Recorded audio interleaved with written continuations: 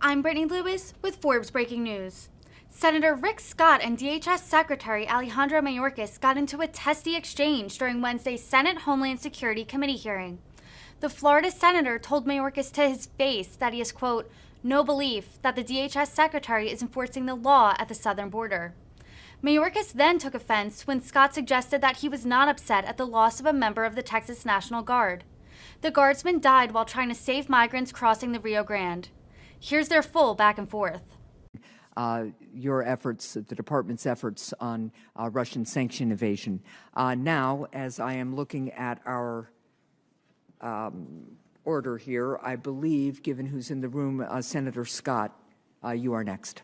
Thank you, Senator Hassan. First, thank you for being here again, and thank you for testifying. So I come from Florida. Florida's a state that we have a lot of people that have come to Florida that were born in another country, so we like immigration, but we expect it to be legal. As you talk to people around my state, they don't believe at all that the border is secure. As you talk to our law enforcement, our police chiefs and our sheriffs, they've seen an unbelievable uptick in illegal drugs come across the southern border, and so they're frustrated. So last year in March, you told ABC's Martha Raddatz, the border, quote, the border is closed, the border is secure. I can just tell you in Florida, that's not something people believe at all. Months later, on September 21, even after we'd seen a wave after wave of illegal immigration at our southern border, you told Senator Johnson in this committee you believe that our borders are closed. He asked you if you believed our borders are closed. You responded, Senator, I do. So in a hearing in May of last year, you made a commitment to me when we talked before your vote on the Senate floor that you would enforce the law, and I have no belief that that's what you're doing, because I just don't. You look at these. You look at the. I guess we don't have the chart up here on the numbers. It's just staggering. I don't think there's any question the border is not secure, and I don't believe you're enforcing the laws. So I'll just give you an example, something that I don't know how this just devastates you. A family just recently, we lost Sergeant Bishop Evans, a member of the Texas National Guard, who died April 22nd while trying to save migrants illegally entering the United States. He's clearly a hero. He's trying to do his job. I think all of our prayers are with his families. To make it even worse, the migrants Sergeant Evans were attempting to rescue are suspected of trying to illegally enter the U.S. to traffic illicit drugs. But why would you suggest that the loss of this hero's life doesn't devastate me? Because I can tell you right now, as I talk to Border Patrol agents, they don't believe you're doing anything to make the border secure. And I don't believe you're doing anything to make the border secure. Do you actually suggest, Senator Scott, that I, as a human being, am not devastated by the loss of a law enforcement officer in the line of duty? I would suggest that if you were worried about that, you would start taking action to secure the border, and you're not. I have not seen action on your part. I've been to the border. I've talked to Border Patrol agents. They don't believe you're doing anything. They believe this is the first administration that has sat there and done nothing to secure the border. If you look at the actions you've taken since you took this job, you promised me you'd enforce the law. I don't think there's any question you're not enforcing the law. And I think you've utterly failed in your duty to the American public. And I don't think there's any question what you've done. I'm just shocked when you see this. You talk to families that lost their kids with these drugs, and it's just skyrocketed since you've been in office. I mean, I don't get why you can sit here and you can go on television, you can come here and claim this border secure, and you're enforcing all the laws. You look at the Border Patrol agents, you put them in harm's way. You look at the National Guard members. So I don't get it. So let's just go through your numbers. Tell me how it's secure when you have 2 million illegal border crossings last year, and more than half of those individuals were allowed to stay. Think about the numbers for a second.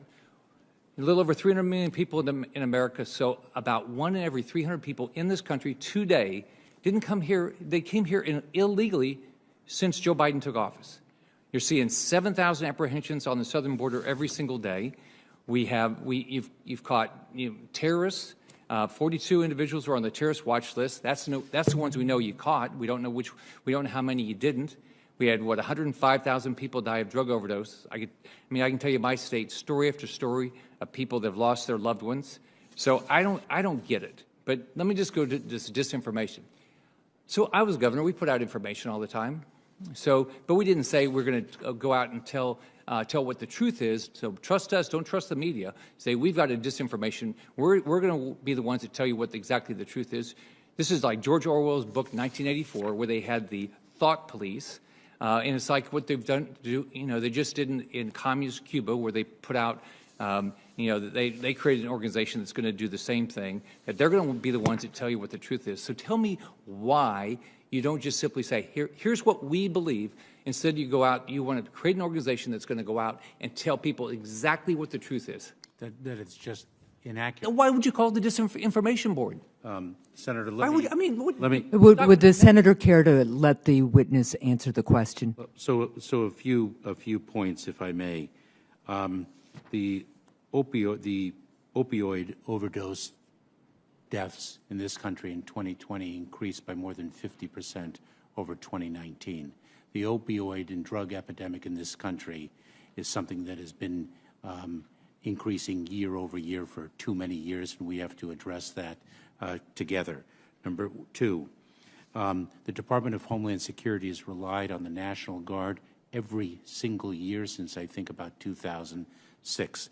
We have requested 300 more Border Patrol agents in the President's fiscal year 2023 budget, the first time since 2011. 3, individuals are not allowed to stay in the United States unless their claims for relief are adjudicated favorably by an immigration judge. They are in immigration enforcement proceedings. With respect to the working group, the Disinformation Governance Board, it does not have any operational authority or capability. The agencies, the operating agencies within the Department of Homeland Security execute their responsibilities to address disinformation that poses a threat to the security of our homeland. I gave one example. Allow me to articulate it again. When the cartels spread disinformation to individuals in countries to the south of the United States that Title 42 does not apply to them, and in fact it does, we are applying Title 42 with respect to them, U.S. Customs and Border Protection disseminates information to that very same population that Title 42 does apply, and you will be expelled. What this working group will do is not exercise operational authority, does not have operational capability. What it will do is ensure that there are guardrails, that there are standards and policies in place, so the disinformation work that has been ongoing in our department for nearly 10 years does not infringe upon people's free speech rights, privacy rights, civil rights, and civil liberties. I have no belief in that. Thank you. Senator Hawley. Thank you, Senator. Mr. Secretary, nice to see you again. Thank you for being here. Let's keep talking about this disinformation board if we could.